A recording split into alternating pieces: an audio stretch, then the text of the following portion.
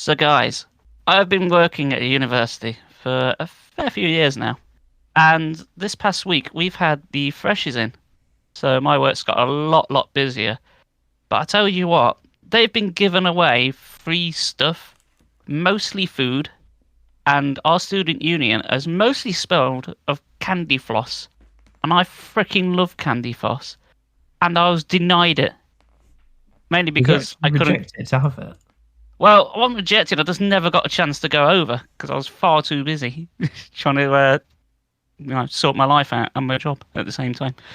But the thing is, I really like the smell of candy floss, and I just wondered, what things do you really like the smell of? Like, Apricots. I really like apricots. Yeah. Interesting choice. Yeah. Okay, Any I've particular reason? got one to mention, but it's a bit.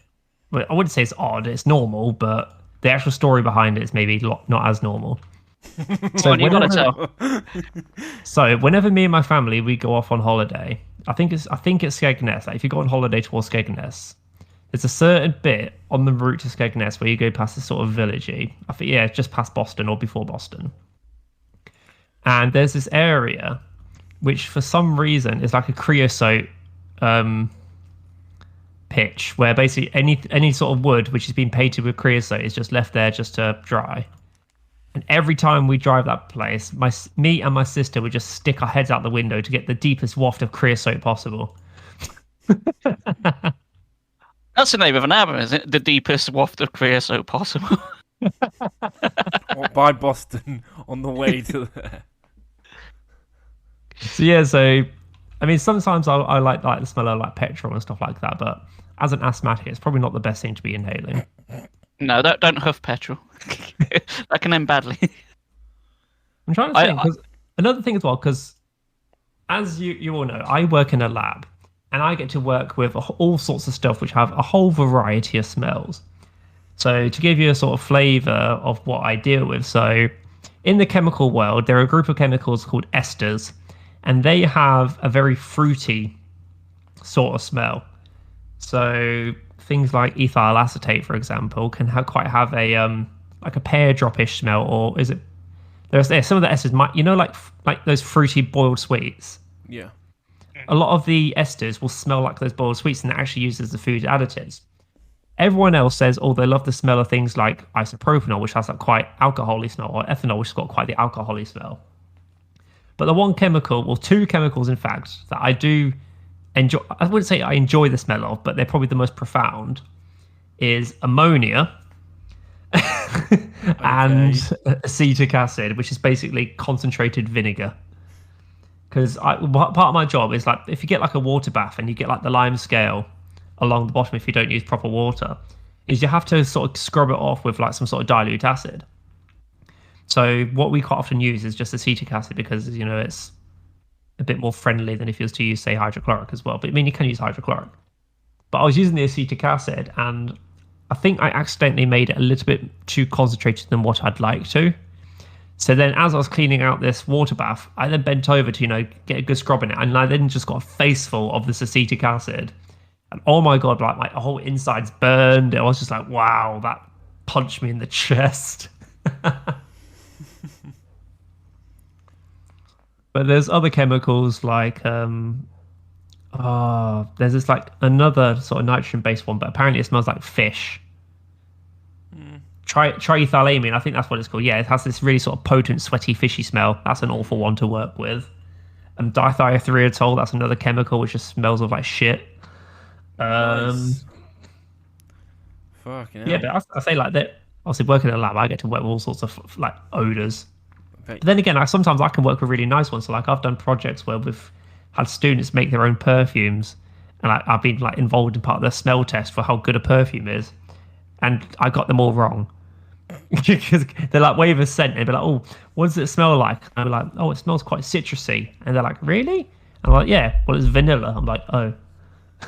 Oh, that just sounds like I was listening to a D&D podcast a while back, and the guy they were doing like a mini campaign, and the guy, for one of the things that he got his players to do, he had to get them all to smell candles. put into context, they were playing animals, so they had with their animal senses, they had to smell these different items in game, but they were just like which kind of candles I mean, like the ones that come in those glass containers. I literally bought one for my mum for her birthday, which is so it's like one of them, and I think he got a whole load of them. They had to like smell each one, but they didn't have the label either. But then what kind of ruined it was like they could see the color on each one, so it'd be like, oh, it might be that, it might be that, it might be that. They actually got all of them right, and it was amazing. It was great to see them get all of it right, but it was really cool to see this like different thing to do in this D&D game. It was great. Quite clever, actually. Mm. On a similar theme, by stunning coincidence, I got an email today trying to sell me, of all things, Warhammer 40,000 scented candles. What? And I know this. Candles. I thought this was a joke, but it's not. Now, bear in mind, I've never played Warhammer 40,000 apart from the old Xbox game. So I don't know why the hell they've targeted this advertising at me. But there's 4 different ones. One I don't even know how to pronounce. Chineksh, I guess. Oh, right. Yeah, there's a Yep. Slanesh. Slanesh, But- yeah. Yeah, but the 2 most intriguing ones, right? Is it Nurgle is- and Khorne? And the other 2? Nurgle and Khorne, yes, correct. So it's but the thing 4 is- demons. Yeah. Okay, I don't know. But the thing is, that other advertising is Nurgle is the scent of pestilence. It's like, well, who the fuck wants their house to smell of pestilence? I was watching I'll be right. a video, a 40k Warhammer 40k video earlier, and it was just like, oh, don't come smelling like Nurgle to a game. Your opponent won't like it. Oh, they What's want that that. meant to smell like? What's a Nurgle meant to smell like? Think of Pestilence, sweaty apparently. anime fans, sweaty weebs. Oh. Yep, there you go. Oh, any convention. Yep, there you go. Yeah. Okay. Literally exactly the same. Sweaty weebs. With you Alright. go, what's deodorant? Go, what's that? There you go. Yeah. Oh, I can just smell the salt right now. I could go into a couple of anecdotes about conventions, but I won't. Stay on topic. The last one, Korn, nothing to do with the band, sadly. That's advertised as the scent of destruction. Mm. And I'm just looking at it thinking, isn't that just your house burning down? Can you not get that with any other candle on the market? Does it have to be that one specifically? I can make that scent if I start cooking. Yeah, well, or making an acid bath or whatever it is you're doing. Just don't go dunking your head in it. Okay, I've got one on a different note that was similar but different. What sort of smells are normal but you just do not like? Oh my gosh, this is like Ooh. a fucking long opening, man. Shit. Now this is serious research here. Mango. I don't like mango. Shit. What shit? No shit. I don't like smelling shit. No, I mean like something which normal people like the smell of, but you don't. I was just being like, who the hell likes some the smell people of like shit? shit. Apart from for some reason dogs. Well, apparently, whoever likes the smell of Nurgle, apparently. I don't know. What's something I don't like and people do like? I have no fucking idea. I'm not a big fan of. Oh, I know the perfect one. Horseradish. I fucking despise horseradish. Really? Is such a potent smell you don't like it? One, I don't like. I hate the smell, and I don't like how it tastes. When I've ever had it, it feels like it's like residing on my tongue, and I'm like that kid where it's like, get it off, get it off, get it off. I'm like, oh, I hate it. Right, I've got one which I think is a hot take, but I think Chris might agree with me here. I don't like the smell of roast dinner sometimes. Well, I can put up with the smell of roast dinners, but I've with working in carvery for like over 8 years, I've kind of become numb to it. I don't really smell it anymore. And the reason I don't like it is because obviously living with my parents and whenever we'd have a roast dinner, like because it takes so long to cook, you just smell it for such a long time. It gets to a point where my body's just like seizing up because it's just like I can smell roast dinner, but I know I'm not getting it for like another 4 hours. I'm just like, oh, for God's sake. Like, it just makes me hungry to a point where I'm not hungry. And then it's just like ingrained in me. Like, whenever I smell a roast dinner, it's just like you can look, but you can't touch. So, yeah, I think roast dinners is just one of those smells which just made me go, ugh. Like, not like in like revolting, ugh, but as in like a heavy burden, ugh.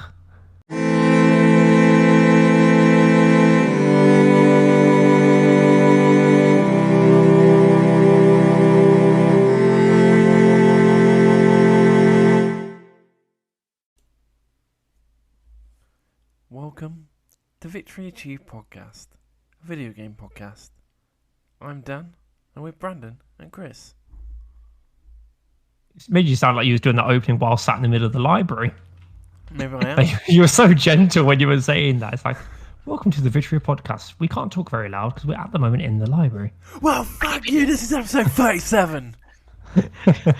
Keep it down, guys. Keep it down. We'll get thrown out. Yeah, well, this is episode 37. Also, hello. Yeah. Wagwan. So Word. Brandon, Grand Tour. What? Grand Tour. Yes, we watched that. We did. We watched the latest episode, the latest special, which is technically season 5 now. Or yes, where was it based again? Norway. Yes, Yes. it was the Norway special, and I can't remember what their ultimate goal was. I know they were Trying to in get on a sports plane. cars, obviously. They were trying to get on a plane. They were driving rally cars kind of thing. Oh yeah, and they're trying to get to the plane back to Britain, Mm-hmm. and oh god, that was so funny. Mm. And also just for a bit of background, so there's a certain part in the special where James May, of all people, had a severe accident. Oh my gosh. So there's like this. So it's like a sort of, it's a ex like military, or not an ex-military. It is a military place, and there's like this long tunnel which like these lights which turn on incrementally, and they were basically going to do a drag race through this tunnel. So say for example, like you go through the first light, and then as you get close to the second light turns on, and then so on and so forth, until you get to the red light, which basically means okay, you're about to crash.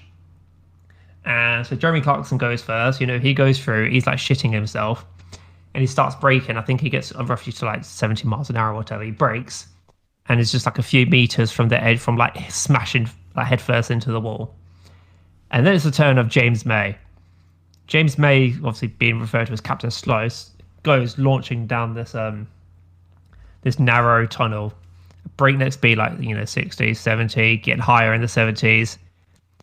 He brakes too late and then smashes full on the side of his car into this wall. Driver's side. And breaks like a couple of his ribs.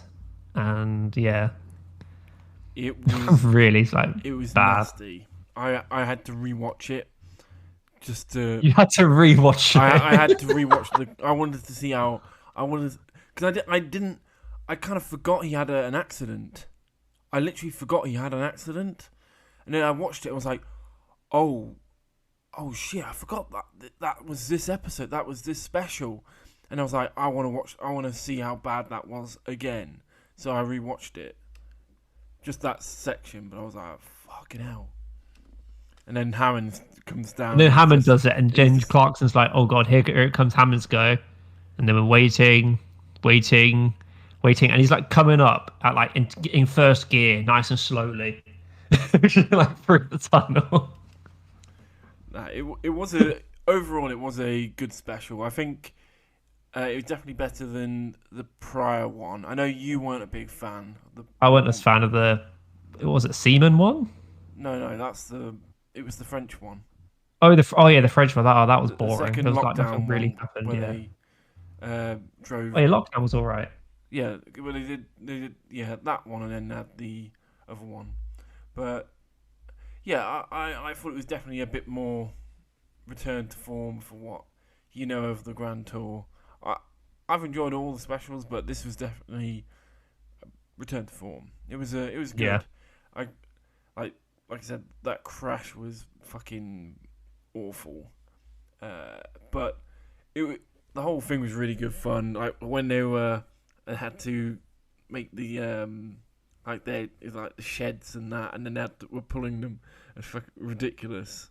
Yeah, and the fact that like James May comes up basically with a bus shelter. I thought it was a bus shelter. It's like everyone else has got this like lovely little cabin on the back. James May has a bus shelter, and they've got to sleep out in it. And I'm just like, he's gonna freeze if he sleeps in that bus shelter. It's like full of holes and everything. And then it's the fact that every time they do this thing where they fall asleep or it gets dark, they wake up. They're like, oh dear. And then like the first time they do it, they're on like a ski ramp. And then Hammond is trying to get onto the ski ramp, and he just can't get up on the ski slope. It was really struggling to get on, like the chairs that take you to the top of the ski thing. I can't remember why he couldn't do it. What was he struggling with? Because you need like skis and that to pull you up. You've never done it. Yeah, so to go on those ski lifts, you need a snowboard or skis to drag you up, because it uses the underside of your snowboard or skis, and with you balance, you slide up. So if you don't have anything, it doesn't work. I thought it was like he had something with him. Was it a sleigh? He had a sleigh, but what he should have done is stood on the sleigh, kinda. Well, he should have attached himself to the sleigh. Yeah, and then let the chair basically hook him. And then put the ski lift thing through his legs like everyone else does, and he would have been fine. But instead he attaches it to the sleigh, and then he's like, oh. Yeah, and then the sleigh goes off up the ski ramp without it. Absolute idiot. It was so funny. But that's the thing is, with the specials, like 70, 80, maybe 90% of it is all for entertainment. It's not like properly a car show for like information. It is purely entertainment. Yeah, and entertainment. Those three do so well. Like they've all got their unique personalities. They all bounce off each other so well. Oh yeah, but it was a really funny special. And then like, although the only predictable part was, like when they were going down the but like how was it Clarkson? He fitted on like the nitrous oxide on the back of his car. Yep. And then he had like this wooden shed on the back, and it was like launching off, and it was like, Clarkson, your shed's on fire. He's like, oh, bloody hell. And he's going down the ski slope or this like snowboarding ramp with a burning shed on his back. He's like so proud he like attached it perfectly, and then next minute, yeah, it's gone, mate. But I could already tell that was going to happen just because it's Clarkson. Oh, yeah. Like, half of it's probably planned, and the thing is, half of it, like, the behind-the-scenes thing, it's, like, be fine. Like, where is it, I've forgotten his name, Bear Grylls, and it's like, oh, I've got to do this, and it's like, oh, but here's my camera crew, all eating nicely and all this, but then I'm here, and I've got to drink my own piss. Yeah. It's like, well, do you? It's like, it's probably similar. I don't know. At the end of the day, we're not there helping them record. So, but it was definitely a good special. It was a really good special. But into actually video games, you suck at parking, Chris. Yeah, Chris, you're terrible at parking. Well, I haven't got a license. What do you expect? Well, there you go. Yeah. So I'm not a big Top Gear fan or anything like that, and I don't really play games involving cars much, apart from like Mario Kart and F-Zero. But I did play one just out of curiosity because it wasn't a very big game, and I'd seen someone on Twitch play it, seen Abby Babel play it, and I thought that might be a laugh.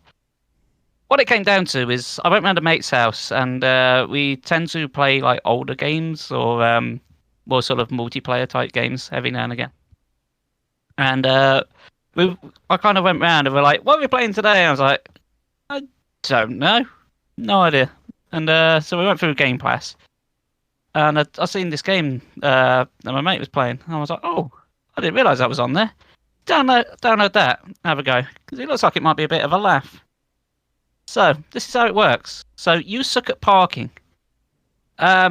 It's a top-down-ish, like sort of 2.5D, sort of not a racing game.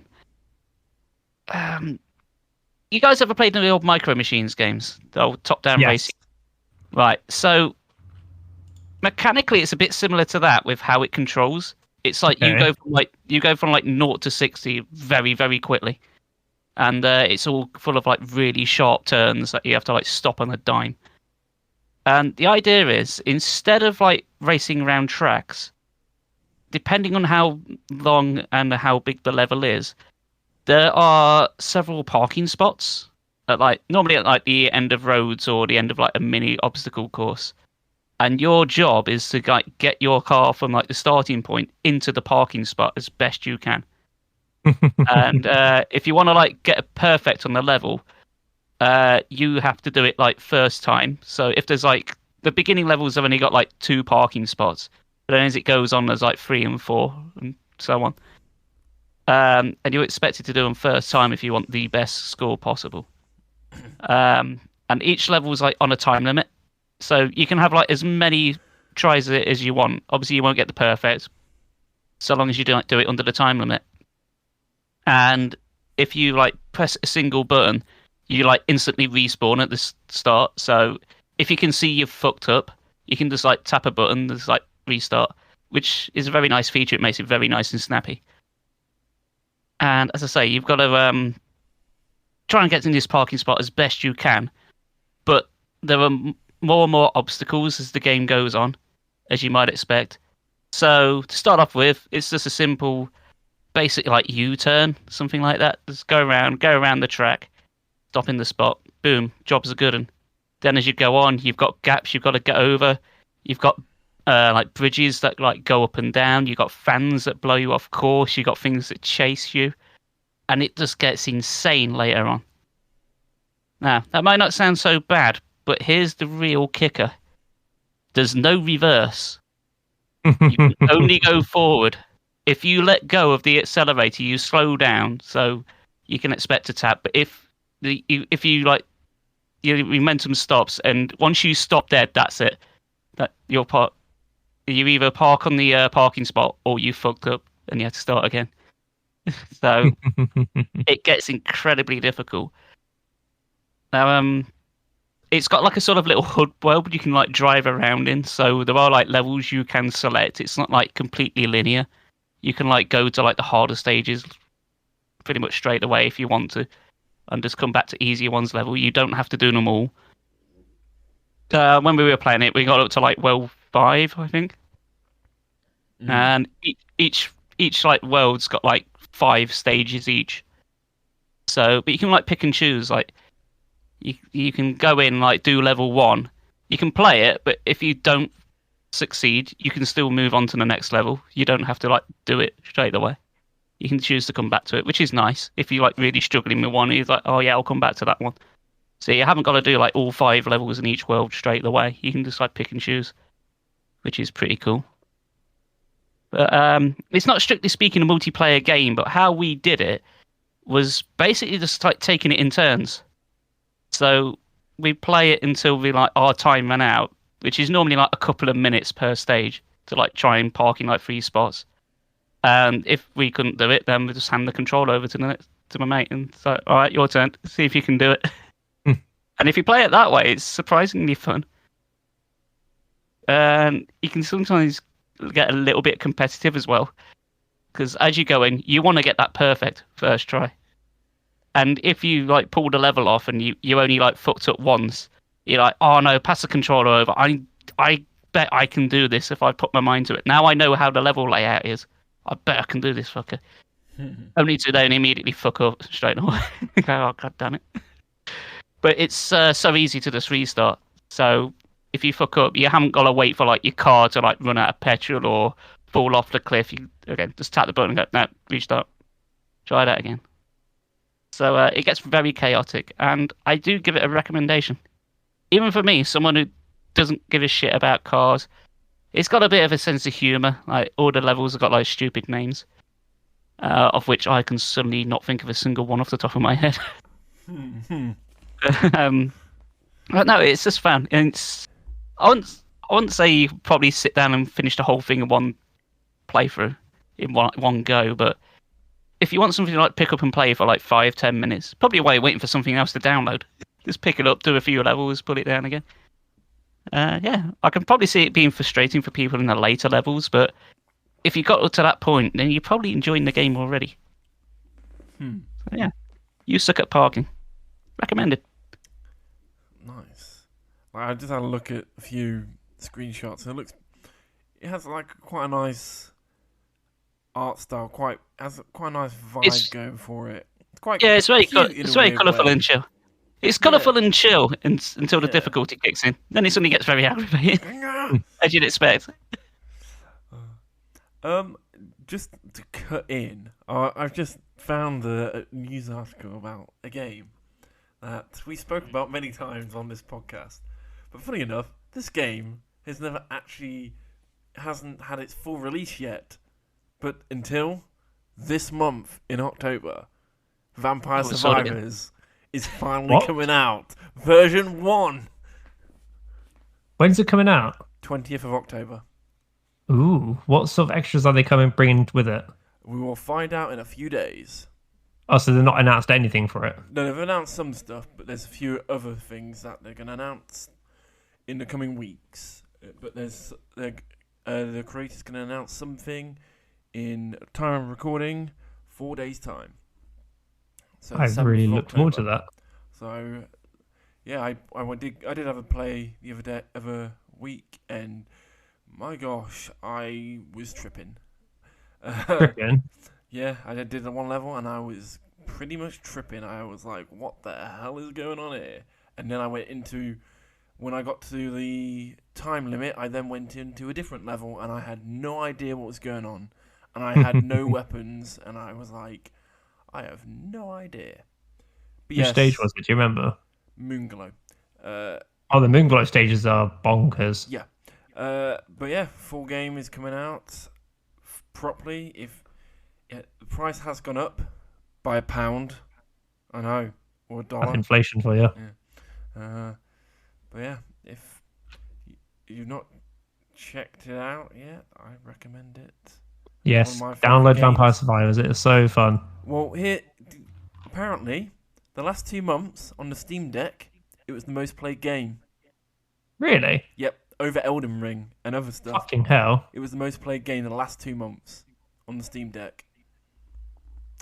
Yep.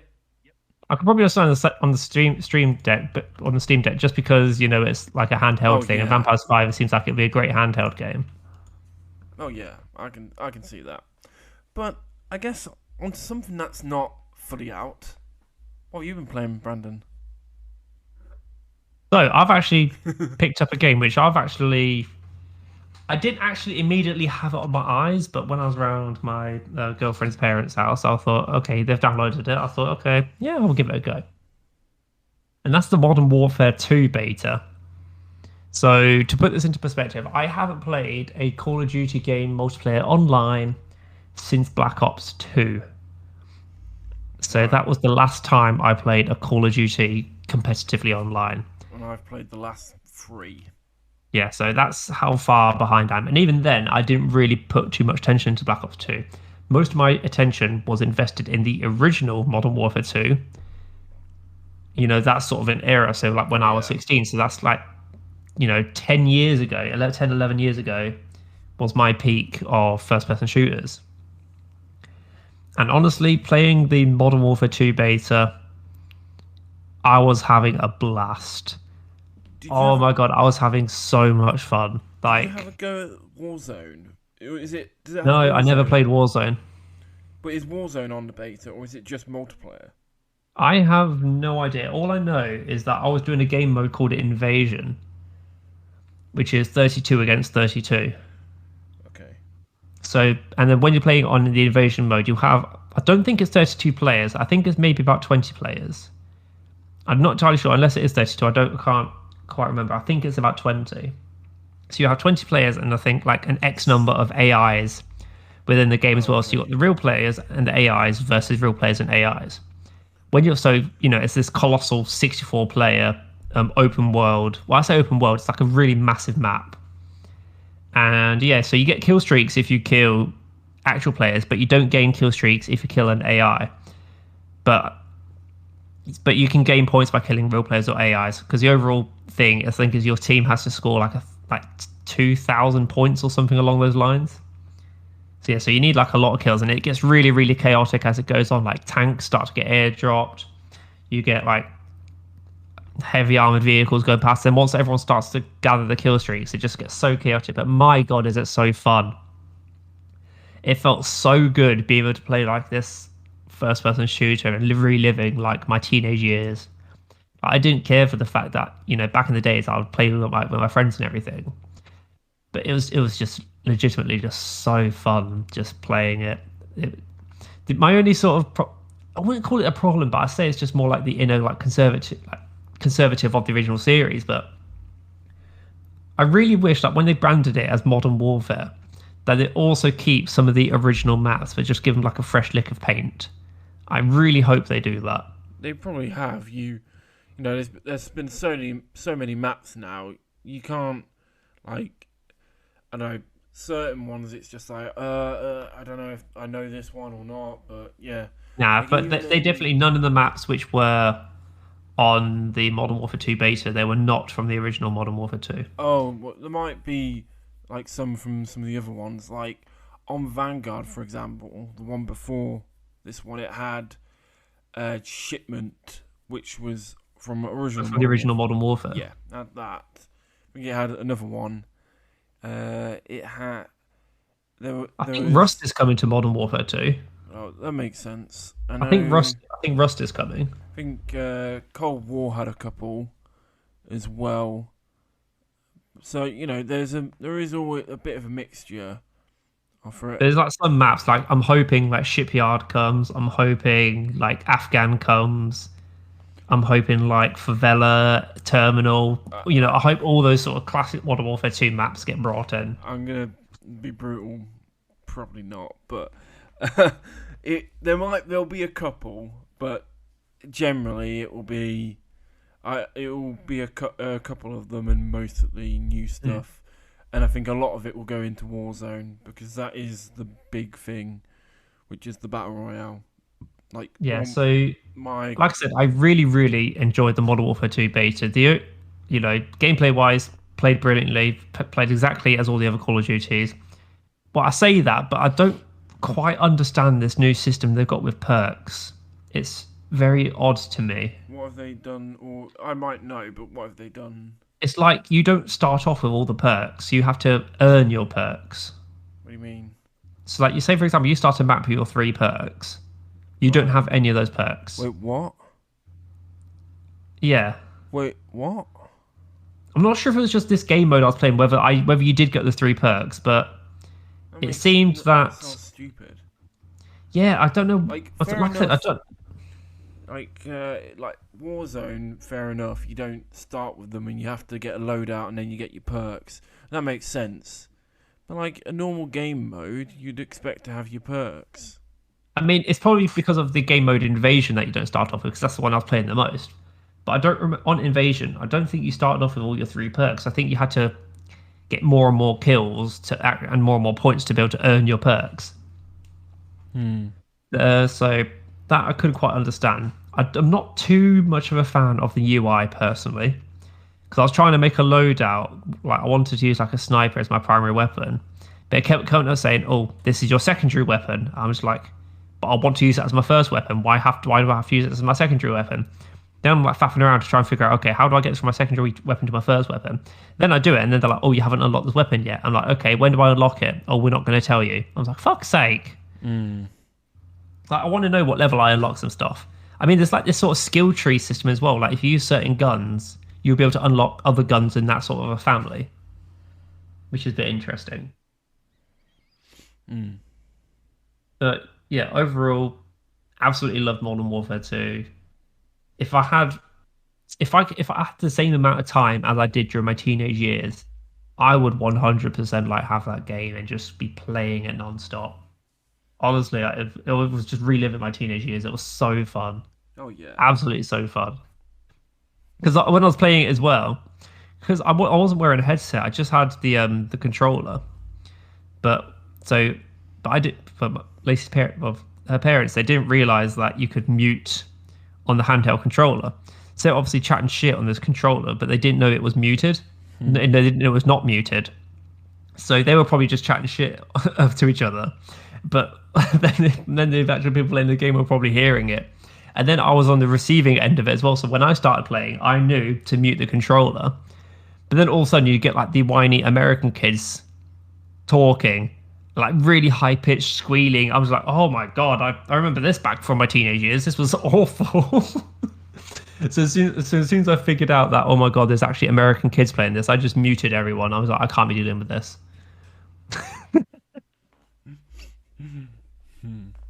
Yeah, Modern Warfare 2 would recommend to anyone who loves a good first person shooter. I know some of my friends have been playing it and they've been enjoying it. I know when it comes to like Warzone, there's been a few of them a bit unsure because they've changed a few things where now you got like a backpack system, but I've yet to play it, so I have no idea. What do you mean by backpack system? I think that's a new thing. I've not looked into it, but there's a backpack system in Warzone 2. That's okay. not Warzone 2? Yeah, because Modern Warfare 2 is bringing in Warzone 2. Oh. Never heard of Warzone 2. Well, it's the game mode. Warzone is the Battle Royale that's been going on since the reboot Modern Warfare. And have been adding and updating it with the last couple of Call of Duties, but with the rebooted Modern Warfare 2, they're gonna have a new Warzone, so a brand new. So you'll have Warzone from Modern Warfare that's continued, and now with Modern Warfare 2, they're bringing in a new Warzone, which will be Warzone 2, I believe. Interesting. That's what I meant by the Battle Royale stuff. Oh, okay. So, right, this could sound like a really boomer question, but it's Warzone 3. Yes. Okay, because now that I've played the Modern Warfare 2 beta, I have been debating Warzone. Yeah, I haven't updated it in ages, but if I did, we could play a bit. Yeah, I'd be down for that. But, sorry, while we're on the topic of first-person shooters, there's just a quick something which I'd like to mention.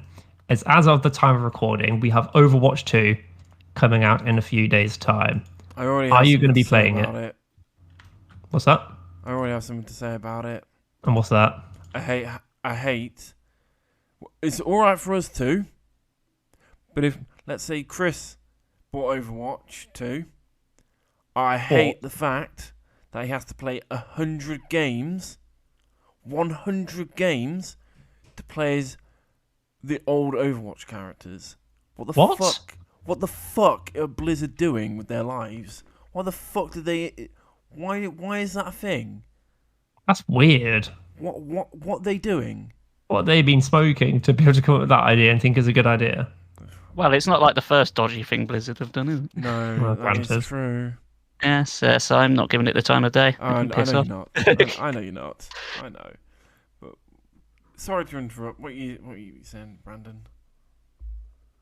I was just saying that, we've got Overwatch 2 coming out, and again, it's been this game which I've been looking forward to for quite a while. So I'm hoping. I mean, granted, I'm going to get disappointed because Overwatch 1 was amazing. I'm just hoping that it's just not a reskinned Overwatch. I mean, granted, it's free to play, so it's going to be very, very accessible. But I'm sort of holding with bated breath about how much they're going to abuse the in-game purchase thing and what it's going to mean. There's just a lot of, I don't know, I think they've had a lot of problems behind the scenes, and I think a lot of people are kind of falling off Overwatch 2. with because Overwatch 1, once the second game comes out, it's not going to exist anymore. You literally cannot play it. Well, it's gonna be a dead game. It's not going to exist. Yeah, What's so the- tough titties if you bought it. Also, people with the original Overwatch on disc, what are they going to do then? It will go. You put it on it, and I'm assuming it will just take you to Overwatch 2, or it won't. Jesus. It literally won't play. Overwatch 1 will no longer exist. It will. Oh, wow. It's literally transferring into Overwatch 2. Oh wow. It's like Yeah, you know the plot of the Ryan Reynolds film. What, Deadpool? No, Free Guy. You're Christ. talking about. Free Guy. I've not That's seen it. it, It's literally the villain's plot in that. So Take the MMO and just kill it off, right? Just make the new one, even if it's shit, which it was. it's like It's that. literally Overwatch 1. It's just being basically it's just going to become Overwatch 2, but like you literally will not be able to play Overwatch 1. So I'm assuming when Overwatch 2 is out, Overwatch 1, like the actual, if I put in my disc, it won't work because the game will no longer exist. That's what I mean. It's like yeah, I've got it on disc, but I physically have it on disc, but I will not even be able to play this because it doesn't exist anymore. That's really intriguing. That's like, this is what is making. I was excited for Overwatch 2, but there's been so many little things like this that I'm like, I'll give it a play, because unless they're sort of they're pretty much forcing people to play Overwatch 2 rather than the original Overwatch. But what are they worried that all the efforts of going into Overwatch 2 and are just not going to work, so people will just not bother with it and just play Overwatch 1? But Overwatch, they won't be I able to don't play know. Overwatch 1. That's the thing. I can literally say. That's what I mean. Like if they didn't do that, No, I don't know. I see what they're trying to do, but it's not very good for consumer, and that's the problem. So, yeah. Yes. It's got a bit negative, isn't it? Shall we bring up the tone? Shall we bring up the tone a bit? Yeah, come on. Right. Let us return to Monkey Island. Yes. that's me. So this is. I was going to say like bad timing on our part, but not really. It's just when it came out. So the episode after we've talked about pirates, we got the new Monkey Island game. It came out. I knew it was coming out soon, but it just sort of came out with like little to no fanfare. It was just ping, it disappeared. And the only reason I knew is I'd seen like the Outside Extra YouTube channel like just doing like a quick look playthrough of it. And I was like, hold on, is it out? Well, go and check the storm. Boom, there it was. Literally, I watched that same because Andy Farron, he's a big Monkey Island fan, and for their D&D games, he plays a pirate. So I've not seen the D&D stuff. I know to do that, but No. I tend to watch their like top 10 list type of content every now and then. But I'm going to quickly divert. But you know how Brandon, you know how I said about going to MCM Comic Con? Yeah. The outside Xbox will be there doing D&D. Ooh. So Anyway, carry on, Chris. Anyway, yeah. So this is a game I actually paid money for. I can't believe it. You pay. No. You pay for all your games. I know. Well, only emotionally most of the time. I say it's not free on Game Pass or PS Plus. It's not. No, it's in fact it's not even on the PlayStation or Xbox. It's only on PC and Switch. At least it is at time of recording. So the last Switch game I bought was Metroid Dread. So that was last year.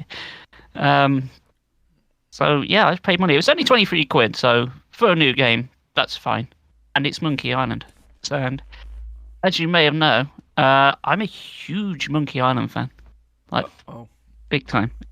And I'm very, very happy to report that this game is, how do I put this? Beautiful. It's a beautiful game. It made me feel things in a nice, warm place that made me happy. So I'll get over probably the biggest hurdle, the visuals. I know a lot of people really didn't like the visuals of this. But here's my take on it. Every Monkey Island game, bar like the first two, have had their own art style.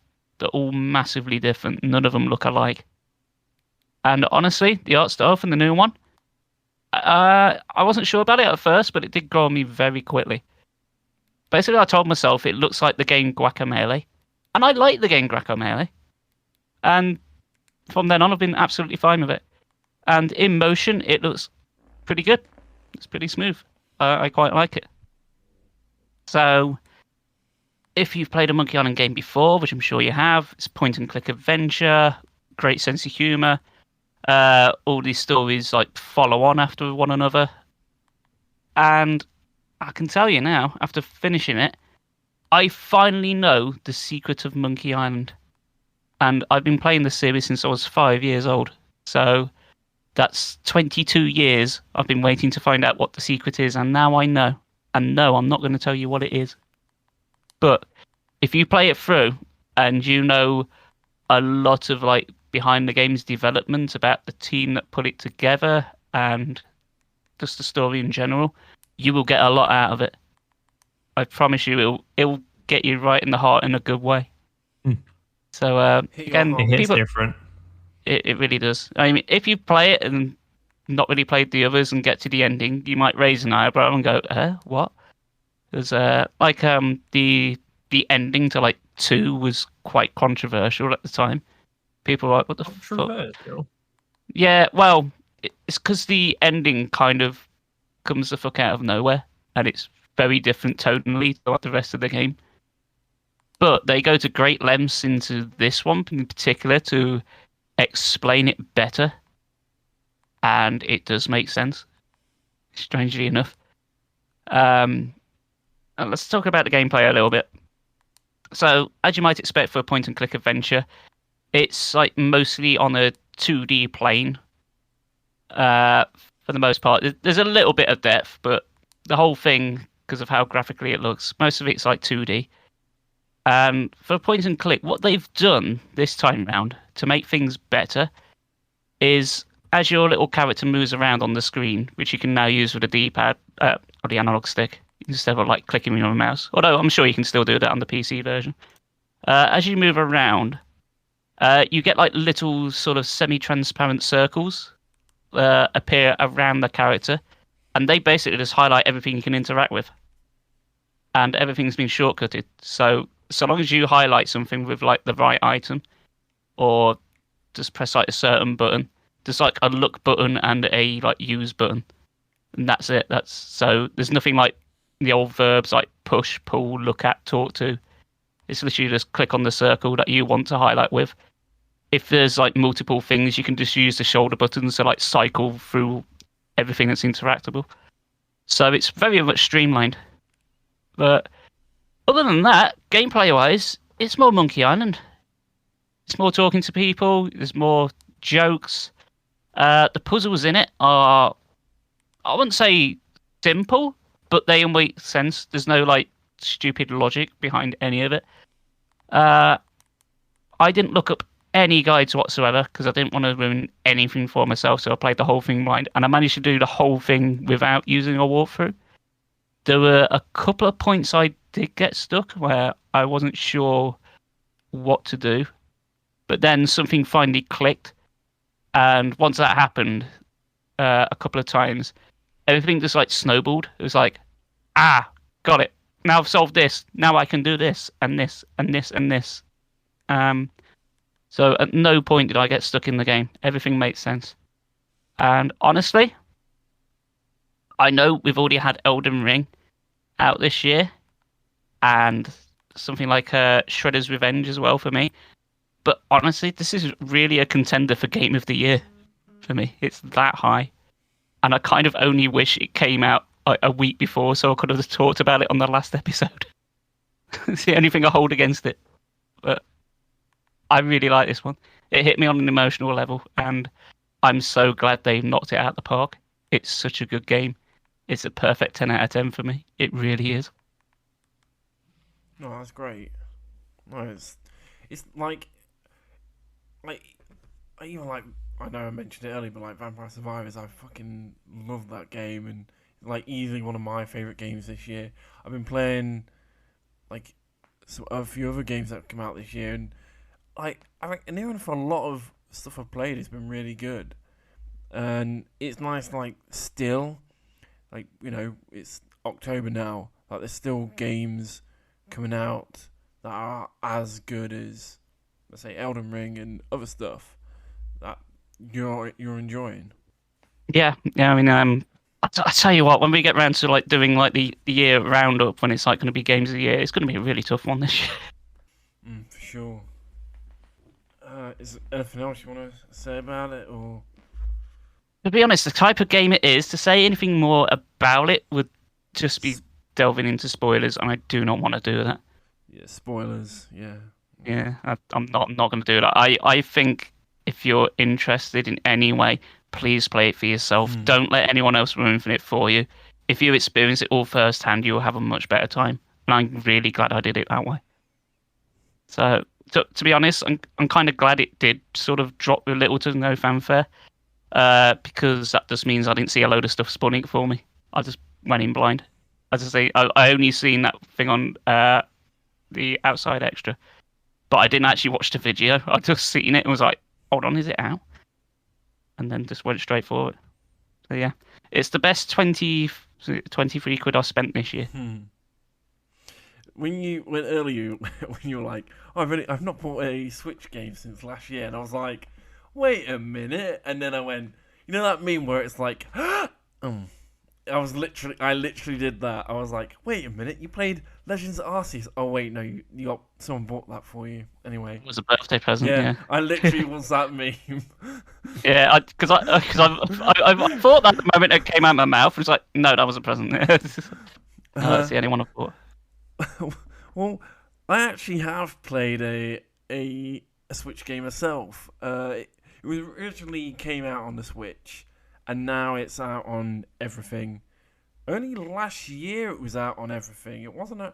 It's kind of fairly recent. It's come out on stuff like PS4 and Xbox, Xbox One or whatever else it's on.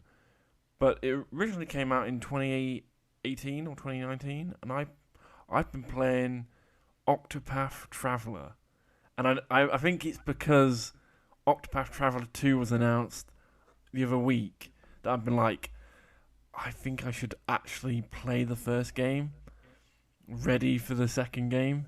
Well, in case I'm gonna like the first game, I might. Who knows? But I can safely say after 12 hours, I do really like this game. I really do like Octopath Traveler. Have either of you heard of Octopath Traveler? I've heard of it, but I've never actually played one. I've played. So yeah, I've played the. Well, say there's one. The second one's been announced, hasn't it? Yeah. Well, just to make this timely, I've played the first one, but I've not finished it. I've got about 30 hours in, and I got distracted by something else. No, I've not finished it. I will get around to it probably, but I've completely forgot what the hell I was doing now. So. Well, it's a JRPG, and it's like pixel art. It looks amazing. It does. That's like one of the best things going for it, because I think because of that game, it spawned like a whole load of other pixel games that look similar, like Triangle Strategy that came out earlier this year, and I think a few others. Yeah. Well, you say pixel art, but it's not all pixel art. Like stuff like the water effects are like more realistic, so it sticks out more. Isn't it's it? like a 2D, kind of 3D kind of, but like it is more pixel, but it has like these weird 3D effects. It's really cool.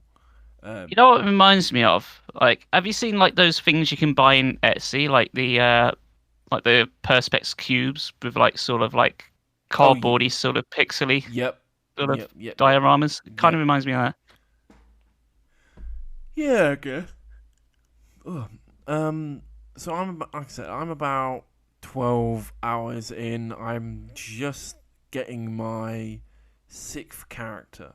So because it's called Octopath, there are eight playable characters. No And octopi, which is annoying. no, and you get to pick which character you start off as, and you get to pick every character in whatever order you want. So I picked the dancer character, and then I went and got all the female characters, and now I'm slowly getting all the male characters. And the character I started off with is right so far my favourite one in terms of story, which is Primrose. She's the dancer who is like, I want revenge, and I'm really like her character so far. But some of the other characters are a bit hit and miss. I think the third character I was a bit like, eh. I didn't really think much. But then the last character I've just got, he was really cool. He's like a hedge knight, and each character has like their own little story that you basically just go through the game doing, and it's been really fun. I think the thing I've liked the most is the combat. I think the combat is one of the best JRPG combats I've played in a long time. Yeah, it's like traditional sort of Final Fantasy turn-based battles, isn't it?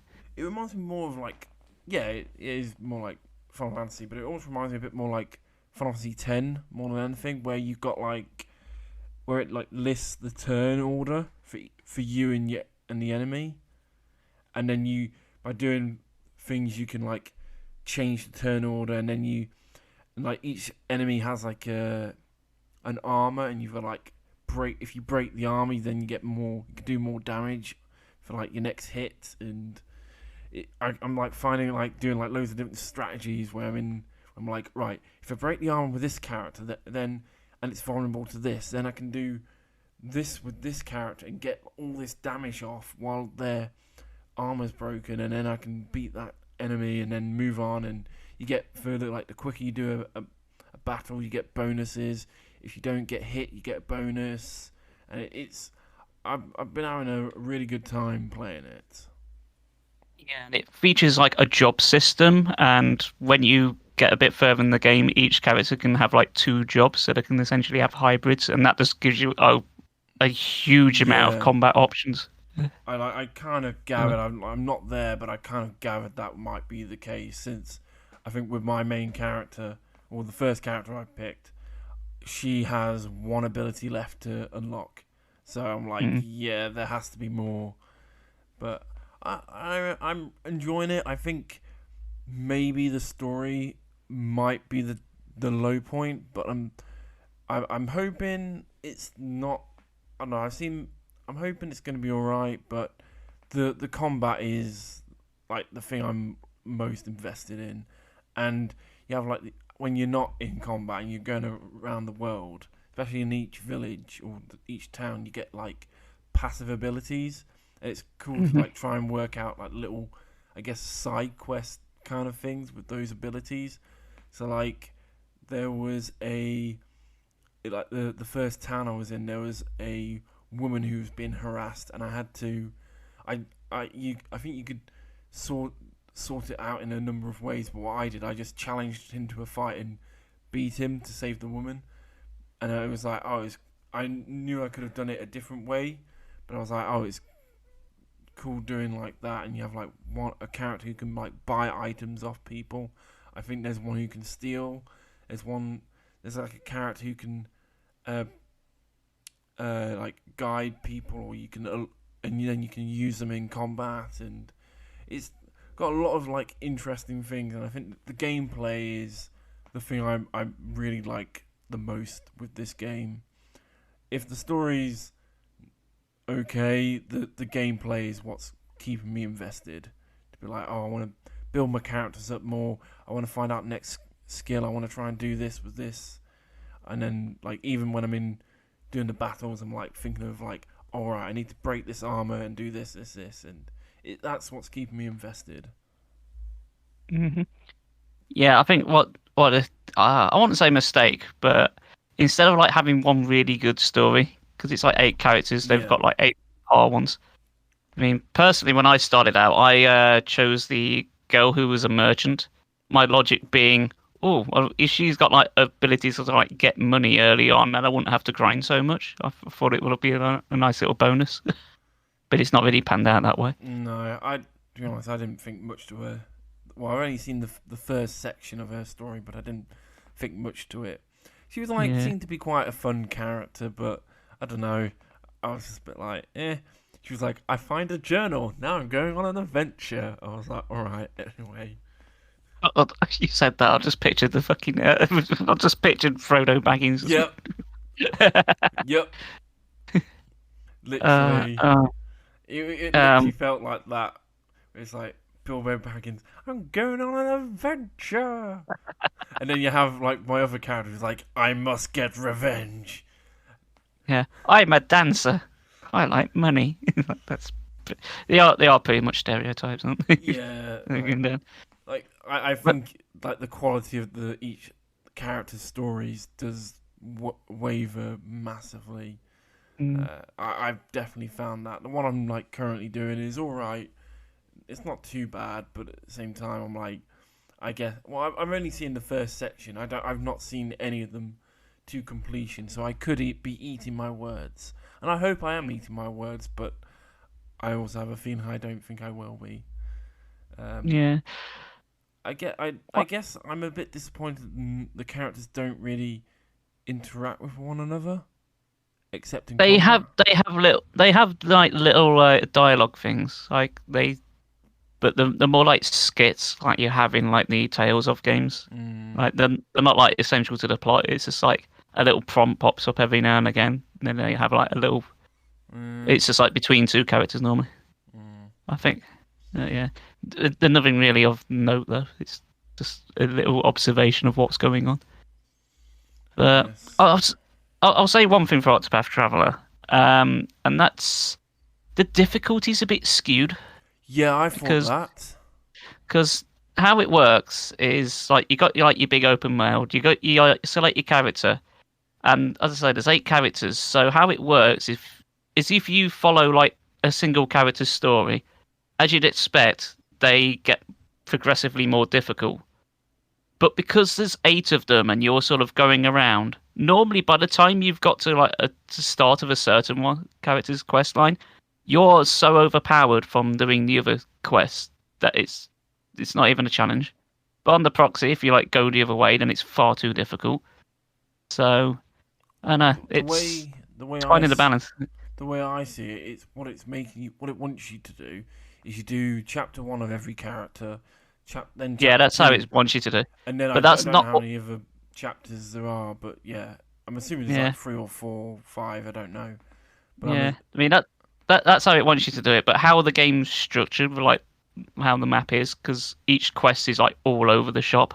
Like yeah, you might want to do that, but that's on the opposite end of the world map. It's like, but you're right next to another character story, so I think I'll do that because I'm here. like I said, I just like basically found all the towns with each character, and then I went right. I'm gonna do all the female characters, and I'm gonna do all the male characters, and then yeah, I just thought I'll just do that, and then just now I'll just carry on. I'll just do it how it kind of wants me to do it. Yeah, I just generally like did it to whatever's nearest. I'll do that one there Yeah. because you're gonna go around everything Oh yeah. ultimately in the end. I was just like, I mean, so some of them you can get like so far in the story until you hit a boss or something. It's like, yeah, I'm way under level for this. But if you can take out some of the grunts, and sometimes you can just power level them. I don't know, even with the difficulty I found, I did the first 2 bosses were fine. Then when I got to the 3rd boss, like it was like one of my characters one-shotting. I'm like, what's going on here? Why is it one-shotting my character? I've leveled enough, and then I think I got to the 4th boss, and even then I was finding this something similar. So I think some of the difficulty with the bosses doesn't feel as polished when it goes to each. But then when I did like the 5th boss, it was fine. So I don't know what's going on. I'm literally about to do the 6th boss, so we'll see what happens. See, a game like this with like a job system and Final Fantasy and even like Shin Megami Tensei falls into this kind of trap is some bosses kind of want you or require you to fight them a certain way because they've got some kind of gimmick. Yeah. But if you've not leveled up that way because you want the freedom of being able to do what you want, if you've not leveled that way, then you've got no chance. It's like, oh, I need a certain spell to even have a chance. It's like, Yeah. but I'm nowhere near doing that. Like, So even like, I think it was the 2nd boss. The character story I was doing, if I picked them first, literally their weapon and their magic was not even vulnerable to the boss. So it would have been an absolute slog to do it. So it was clearly a character that you needed to have done need to have got other characters before doing it to have any easy chance of doing that boss. So I don't know, it's those little things that I'm like, about the in-game balance is a bit off. Like, because I did the dancer, the first boss which is like weak to darkness. I was like, well, great. That's what she does. She uses darkness magic. I was like, that's fantastic. They're vulnerable to it. But then, like I said, the next boss, the character I was following, uses light magic. Nothing. Not weak to light magic. Then she uses a staff. Not weak to a staff. I was like, well, this is great. If you picked her first, you're fucked. yeah, as I say, because it's that type of game and it gives you all these characters to play with. You want the feeling of being able to have a bit more freedom, but it's kind of stripped away from you when you have that. Because it's basically saying, yeah, now piss off and go and get that character now, which you ain't getting anywhere. And that kind of sucks. Mm-hmm. I've always had this with like RPGs. It's like, when you take a look at the character roster, it's a thing you don't really get so much anymore. No. But when you like used to have a manual for like some of the older RPGs you can like flip through the manual to see what characters you're going to have. And I like to be able to pick and choose. Go, right, I want the big guy with the axe. I don't want that fucking schoolgirl in my party. She can piss off. So I like to think, oh, I'll have them. And when it works, that's great. When you're forced to use particular characters that you don't care for or haven't leveled up or just plain just don't want, I've always kind of found that a bit sucky. It's a little bit like that in, especially this like the first Fire Emblem game, like the mission I'm about to do.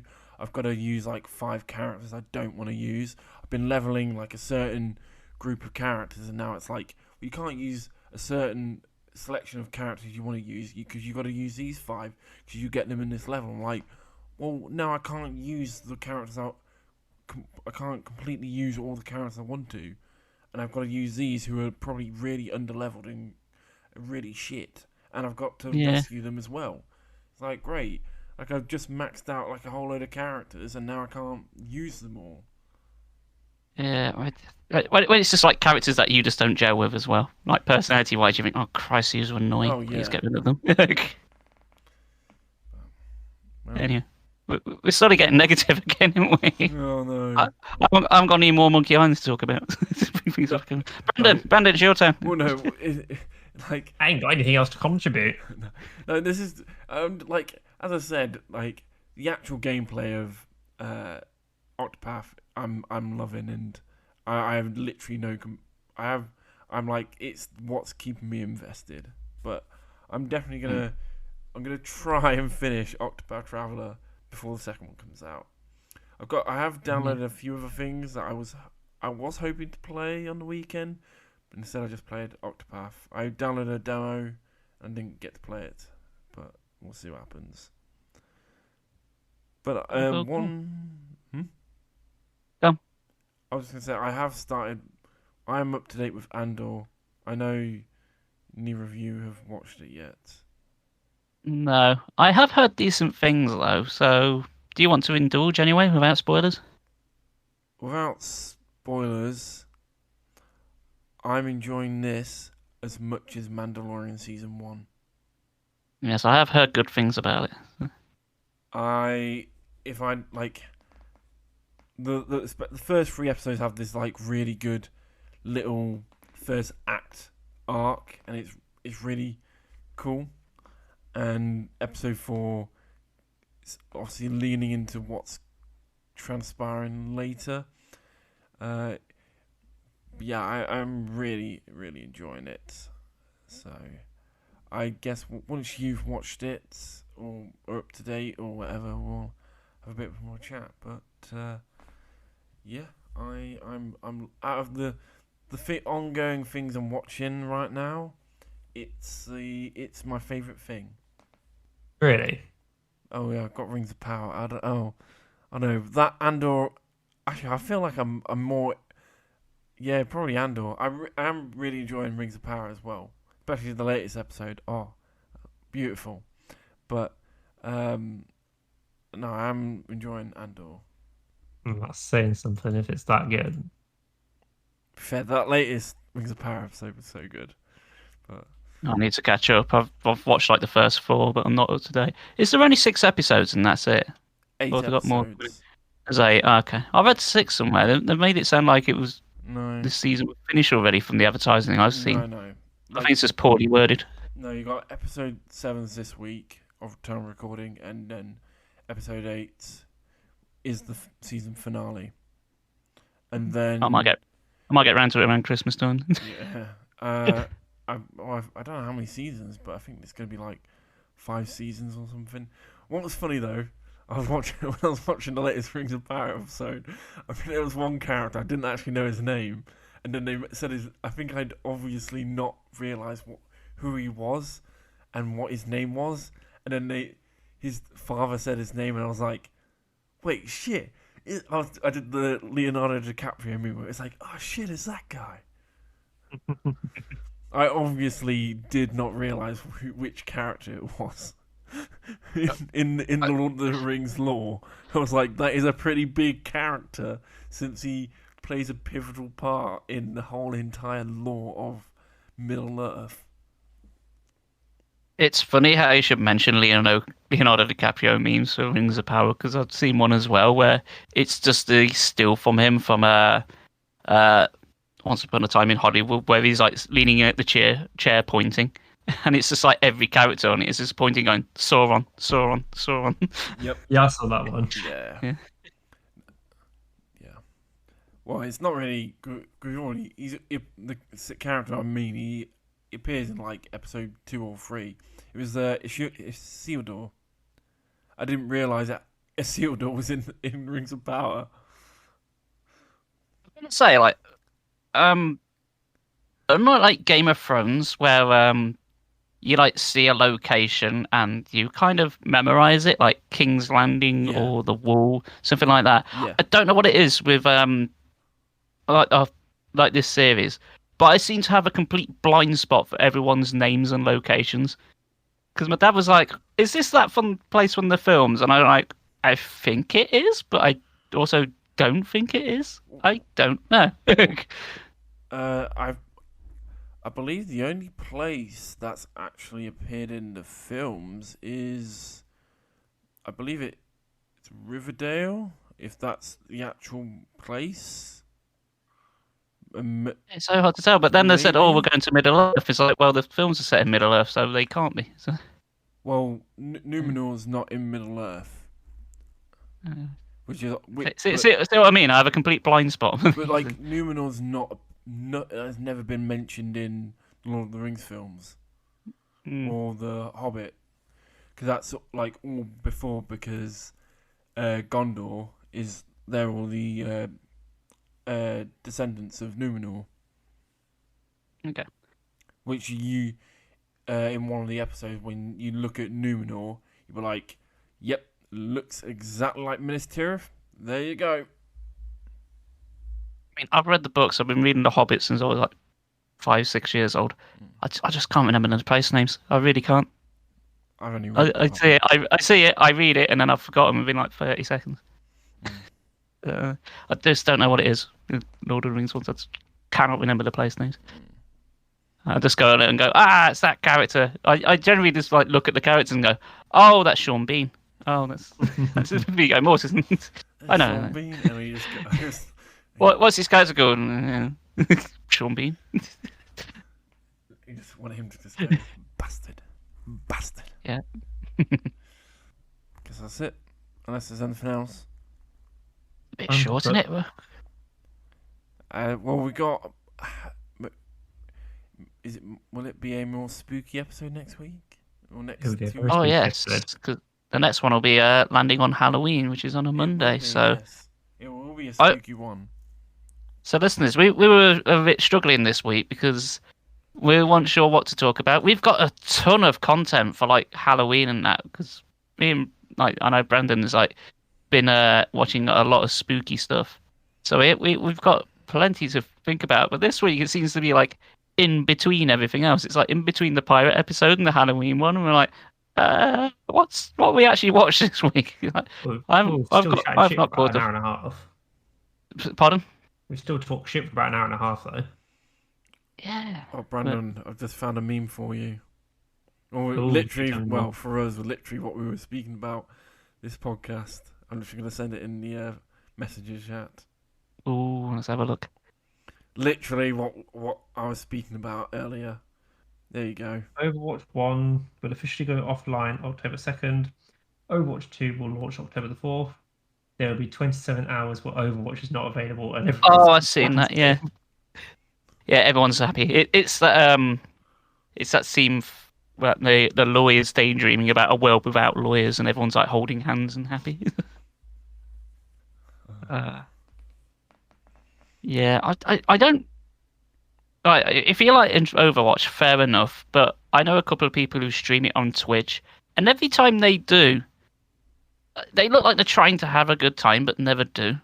They're always moaning like everyone seems to be so toxic on there, and I don't know why they play stuff like that. Because this is why I don't play a lot of online stuff. It's like, yeah, I don't want to go online and listen to people fill my ears with garbage and hate. Is that? So I like to play a game and relax and enjoy myself. And they must get some kick out of it, but I just can't see what I get out of it. Because it never looks like having a good time. Never looks like Dan that. were playing it. I was just always laughing because for some reason Dan would just always pick Winston. I was like, how the fuck can you pick Winston? And he's there that's getting the gorilla, like right? Yeah. 5+ kill streak. And I'm just like, how the hell are you getting kills as Winston? I kill myself more as Winston than I kill people. Absolute madness. Well, I might be the only person on Earth that's never played Overwatch. If it's short enough. It's now a good time to get invested. Well, if you don't play it now, you'll never play it again. That's a really harrowing thing to think. You know what? I think I might sleep easy knowing that. That was episode 37, boys. It's funny you say this. Sorry, this is just completely off topic. As you said, oh well, this is episode 37. I looked at the time on my PC and it literally just turned 37. Yeah. Oh, hang on. No, there is one thing we can talk about. What's that? Have you lads seen the trailer for the new Black Panther? No. Oh yeah, I watched that earlier. Yeah. What do you think? It's alright. Any insight? I guess my problem with trailers is that they're designed to get you hyped, and it looked good, but then how many MCU trailers have I said, oh that looks good, and I watched it and I was like, that weren't that great. Well, I appreciate it because it's for this one in particular, it's given me like a bit more insight because I was wondering, well, now Chadwick Boseman's no longer with us. How the hell are they going to continue the story? No, I am interested because I believe they're bringing the Atlanteans in.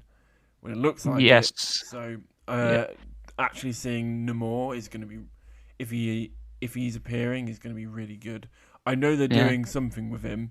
That's been officially confirmed, but to see Namor is going to be really good.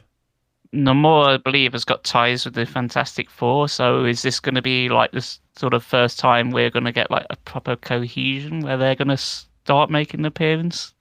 How are they going to come around? Well, Namor is originally part of the Illuminati, and Reed Richards, as we now know, as people now know through Multiverse of Madness, he was part of that Illuminati, but in the comics, both of them, Namor and Reed Richards, are part of the Illuminati. So we'll see what happens. Yeah, I'm intrigued to see where it goes. I'm told it's got like a 3-hour runtime. I don't know if that's accurate or not. 2 hours. But that seems a bit 40. excessive. 2 hours 40, 2 hours I 40. believe. No, it's not far off. That's for just like a for just like a standalone Marvel one.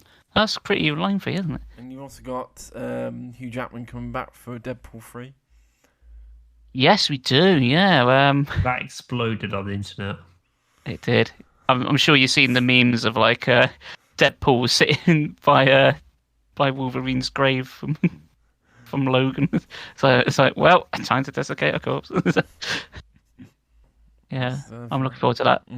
Deadpool's not out till like 2024 though. That's bloody ages away. Yep. What I say in that, we're on the tail end of 2022, so I bet we'll be blinking and we'll miss it. In mind your language, we're 2.5 months away from Christmas. Fucking hell. Don't say the C word, you cunt.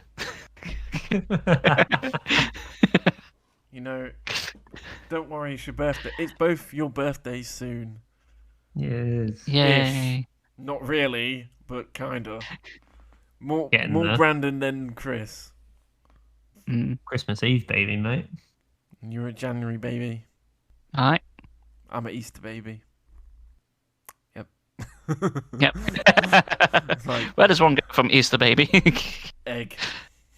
Egg. It Could he hatch a vagina? back to the egg. And you know what lasagna sheets are made from, don't you? Flour and water. A fainting Dan? I was going to say egg, but whatever. Yeah, egg. Right. Dear. Well, as you know, these two will be streaming on Twitch. Indeed. Links in there. Absolutely. In fact, by the time this episode comes out, I will be streaming more horror games. In fact, by the time our Halloween episode comes out, I will be doing Amnesia: The Dark Descent in its full playthrough. So yeah, you can watch our Halloween podcast and watch me shit my pants playing that game on the same day. Aren't you lucky? Well, you'll hardly be shitting yourself seeing as you know how to complete it. Well, yeah, but this is unrelated. I've just got IBS.